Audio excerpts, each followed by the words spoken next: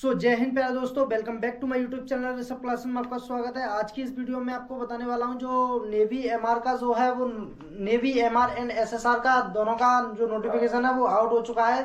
SSR के पीछे आपको मैं कल शाम तक वीडियो अपलोड कर दूंगा, क्योंकि थोड़ा नेटवर्क का इश्यू होता है, इसलिए मैं जल्दी जल्दी वीडियो अपलोड नहीं कर पाता हूँ। सो आज एमआर की वैकेंसी के ऊपर मैं आपको वीडियो अपलोड कर दे रहा हूँ, ठीक है ना। तो कल आपको एसएसआर के ऊपर मिल जाएगी, ठीक है ना। तो इसमें जो भी है कहीं से भी आते हो, ऑल इंडिया में कहीं से भी आते हो, वो मेल एंड फीमेल दोनों के कैंडिडेट अप्लाई कर सकते हैं। जो भी अविवाहित हो, यानी कि जो अनमैरिड हो कैंडिडेट, वही इसके लिए अप्लाई कर सकते हैं, और जो मैरिड हो वो अप्लाई नहीं कर सकते, ठीक है ना। तो मैं आपको सारा कुछ बताने वाला हूँ वन बाय वन, इसमें क्या क्या प्रोसेस होता है सारा कुछ बताने वाला हूँ इस वीडियो के माध्यम से। सो वीडियो आपको अच्छी लगे तो वीडियो को लाइक करके शेयर करके चैनल को सब्सक्राइब कर लें, जिससे फ्यूचर में आने वाला कोई भी अपडेट आपसे छूटे ना, आपको सबसे पहले मिलता रहे। जो मैं आपको नोटिफिकेशन है वो मैं आपको दिखा देता हूँ, एक बार अवेयर कर देता हूँ। ये आपका जो नोटिफिकेशन है, यही आपका नोटिफिकेशन है। आप इंडियन नेवी की ऑफिशियल वेबसाइट पे जाके चेक भी कर सकते हो, और मैं आपको इस वीडियो के माध्यम से आपको क्लियर भी कर दे रहा हूँ सारा कुछ, ठीक है ना। तो आप वीडियो देखते रहिए, ध्यान से देखिए, ठीक है ना। तो इंडियन नेवी की जो आपकी एज लिमिट है वो आपकी रहने वाली है, जो आपकी अगर आप 1 नवंबर 2003 से आपकी जन्म डेट ऑफ बर्थ, यानी कि 1 नवंबर 2003 से आप 30 अप्रैल 2007 तक आप आपका जन्म हुआ है, तो आप इसमें यानी कि बॉर्न हुआ है आपका, ठीक है ना। बॉर्न बॉर्न का मतलब भी जन्म होता है, ठीक है ना। तो ये है आपका 1 NOV नवंबर 2003 से 2003 सेट एंड आपका अगर 30 अप्रैल 2007 इनके बीच अगर आपका जन्म हुआ है, और अगर आपका 1 नवंबर 2003 से 30 अप्रैल 2007 तक अगर आपका जन्म हुआ है, तो आप इसमें फॉर्म अप्लाई कर सकते हो, ठीक है ना। और अगर आपको नोट आपका अगर 10th पास है, अगर आप 10th पास हो या अपीयरिंग में चल रहे हो कि इस साल ही आपने 2024 में आपने 10th के एग्जाम दिए हैं, तो भी आप इसमें फॉर्म अप्लाई कर सकते हो। अगर आपका रिजल्ट नहीं आया तो आप इसमें फॉर्म अप्लाई कर सकते हो, ठीक है ना। ठीक है ना। तो आप इसमें 10th पास तो होनी ही चाहिए एमआर के लिए। मैं आपको लिख दे रहा हूं, एमआर सेकेंड 2024 का बैच है ये, ठीक है ना। तो आप है ना 10th पास हो तो आप इसमें एलिजिबल हो, या अपीयरिंग में चल रही है आपकी, ठीक है ना, अपीयरिंग में, तो आप इसके लिए फॉर्म अप्लाई कर सकते हो, ठीक है ना। और जो आपकी जो ये अग्निवीर की पोस्ट रहने वाली है, अग्निवीर, ठीक है ना। और इसकी जो अप्रोक्स आपको मैं वैकेंसीज बता दूं, वो आपकी एमआर के लिए 300 प्लस वैकेंसी आए, ठीक है ना, आउट होंगी, और ये 10th पास कैंडिडेट के लिए होती है होंगी, ठीक है ना। और इसमें आपके जो 10th में जो आपके मार्क्स होने चाहिए वो आपके 50% मार्क्स होने ही होने चाहिए, तो आप इसमें फॉर्म अप्लाई कर सकते हो, ठीक है ना। ये आपका, अब मैं आपको बात करूं जो आपका सिलेक्शन प्रोसेस होता है इंडियन नेवी के द्वारा, जो किस किस स्टेजों में आपका सिलेक्शन प्रोसेस चलता है, उसके बारे में आपको क्लियर करने वाला हूं। तो इसमें आपका सिलेक्शन प्रोसेस ठीक है ना। तो आपका स्टेज 1 में होता है, फर्स्ट होता है आपका स्टेज 1, वो होता है कंप्यूटर बेस्ड एग्जामिनेशन, ठीक है ना।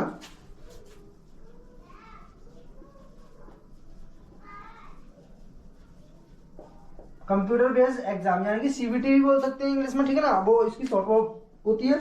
और सेकंड स्टेज होता है आपका स्टेज सेकंड में आपका होता है physical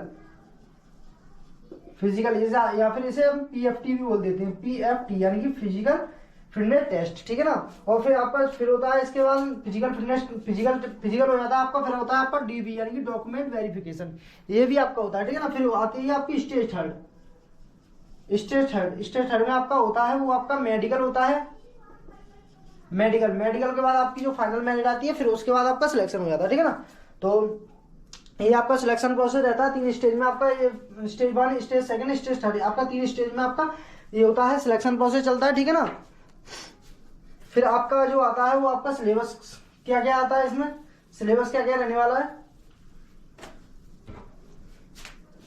syllabus and time duration. आपको जो पेपर एग्जाम होता है उसको आपको करने के लिए कितना टाइमिंग मिलता है, और क्या इसमें नेगेटिव मार्किंग होती है या नहीं होती है, ठीक है ना, ये मैं बताने वाला हूँ। जो आपका मोड ऑफ एग्जाम होता है, मोड ऑफ एग्जाम वो होता है आपका कंप्यूटर बेस्ड टेस्ट होता है, यानी कि सीबीटी शॉर्ट फॉर्म में लिख दे रहा हूँ, ठीक है ना।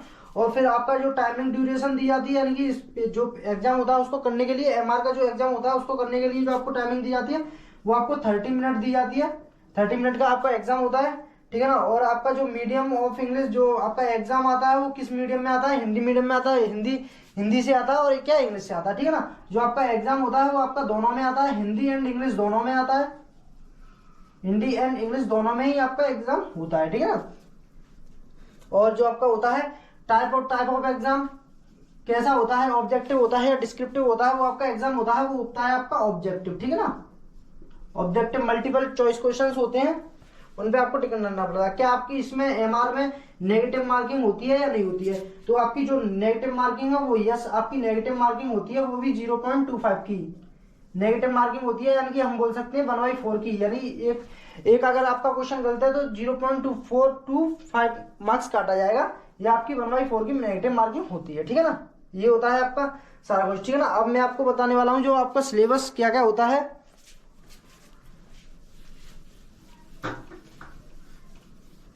तो जो आपका इसमें सिलेबस होता है वो आपका होता है साइंस आती है, साइंस, फिर आता है मैथ, आपका मैथ्स आता है, फिर आपकी जनरल अवेयरनेस, ठीक है ना। ये आपके सब्जेक्ट होते हैं, इनके आपको सभी के आपको 50 क्वेश्चन जो टोटल इनके साइंस के, मैथ के एंड जनरल अवेयरनेस के तीनों के मिला के जो आपको क्वेश्चन दिए जाते हैं वो आपको 50 क्वेश्चन दिए जाते हैं। पर क्वेश्चन 1 मार्क्स का होता है, जो मार्क्स होते हैं वो 50 नंबर के ही क्वेश्चन होते हैं, ठीक है ना। ये आपका सिलेबस रहने वाला है, ठीक है ना। और फिर आपकी जो आपकी पीएफटी के बारे में बात करें, जो फिजिकल फिटनेस टेस्ट होता है उसके बारे में। पीएफटी फिजिकल फिटनेस टेस्ट, इसमें जो आपकी हाइट मेजरमेंट होती है, हाइट मेजरमेंट वो आपकी 157 होती है, चाहे मेल हो चाहे फीमेल हो, आप दोनों कैंडिडेट के लिए जो हाइट मेजरमेंट होता है वो इतना ही होता है, 157 सेंटीमीटर, ठीक है ना। और यहाँ पे आपकी जो पीएफटी की बात करें एमआर के लिए, तो आपकी 1600 मीटर की रनिंग होती है,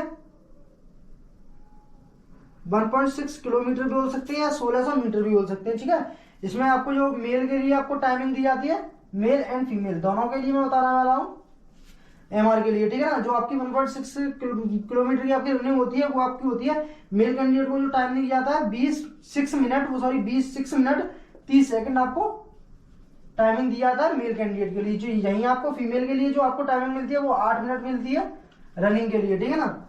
और यही आपकी स्क्वाट के बारे में बात करें, स्क्वाट जो होती है वो आपकी फीमेल, वो मेल के लिए जो होती है 20 स्क्वाट होती है, और जो फीमेल कैंडिडेट के लिए होती है वो 15 स्क्वाट होती है, ठीक है ना। और यही आप पुशअप की बात करें, पुशअप होती है वो आपकी 15 होती है मेल कैंडिडेट के लिए, और यहाँ पे 10 होती है वो फीमेल कैंडिडेट के लिए होती है, ठीक है ना।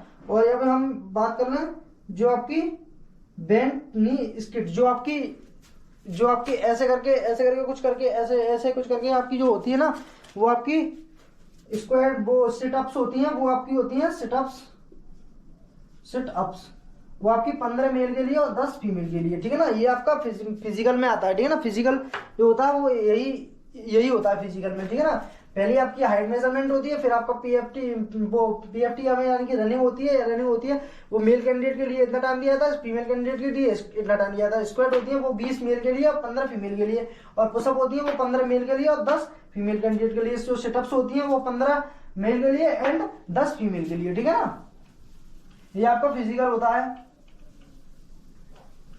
और फिजिकल के बाद जो आपकी जिसमें जो चालान फीस है, जो एमआर के लिए, नेवी एमआर के लिए जो आपकी चालान फीस रहने वाली है वो ऑल कैंडिडेट के लिए है। यहाँ में इसमें कोई SC ST से कोई भी कुछ भी हो, इनमें जो ऑल कैंडिडेट के लिए जो फीस रहने वाली है, ऑल कैंडिडेट्स के लिए वो होती है 649 रुपए फीस होती है, ठीक है ना। चालान फीस होती है 649 रुपए, ठीक है ना। और जिसका जो चालान का मोड होता है ना, मोड ऑफ ऑनलाइन पेमेंट होता है, ठीक है ना। जैसे आप फॉर्म अप्लाई करते हो उसी समय आपका चालान जो होता है ना, उसी में तभी आपकी फीस लग जाती है, ठीक है ना। जैसे आपने फॉर्म अप्लाई किया, अप्लाई के बाद जो आपका पेमेंट होता है उसे ही हम चालान फीस बोलते हैं, ठीक है ना। तो ऑनलाइन मोड में आपका चालान होता है, ठीक है ना। जो आपकी इसमें जो आपके अप्लाई करने की डेट है, एमआर के लिए जो अप्लाई करने की डेट है ना, वो आपकी 13 मई 2024 से जो आपका फॉर्म है वो ऑनलाइन होना स्टार्ट हो जाएंगे। और जो अप्लाई की लास्ट डेट है ना, वो आपकी रहने वाली है 27 मई 2024, ठीक है ना, 2024। और जो आपका एग्जाम है उसका अभी कोई अपडेट नहीं आया है, तो अभी इसका पता नहीं है। जो आपका नेवी का एग्जाम है वो भी आपका जल्द से जल्द कराया जाएगा। जो आपका नेवी का एग्जाम है वो भी आपका जल्द से जल्द कराया जाएगा, ठीक है ना। तो अभी आपका कोई एग्जाम के ऊपर कोई भी डेट आपकी डिक्लेयर नहीं की गई है। सो आपका अगर आपकी डेट आ जाएगी वैसे ही आपको हमारे चैनल पे अवेयर करा दिया जाएगा। सो आप हमारे टेलीग्राम चैनल से भी जुड़ सकते हो, सब क्लासेस कान्हा यादव से, और मैं आपको डिस्क्रिप्शन में उसकी लिंक भी दे दूंगा, ठीक है ना। तो आई होप आपको वीडियो क्लियर हो, तो वीडियो को लाइक करके शेयर करके चैनल को सब्सक्राइब कर लें, जिससे फ्यूचर में आने वाला कोई भी अपडेट आपसे छूटे ना, आपको सबसे पहले मिलता रहे। तब तक मिलते हैं किसी नेक्स्ट वीडियो में, तब तक के लिए till then bye bye, have a nice day, thanks for watching this video. जय हिंद जय भारत, जय हिंद जय भारत।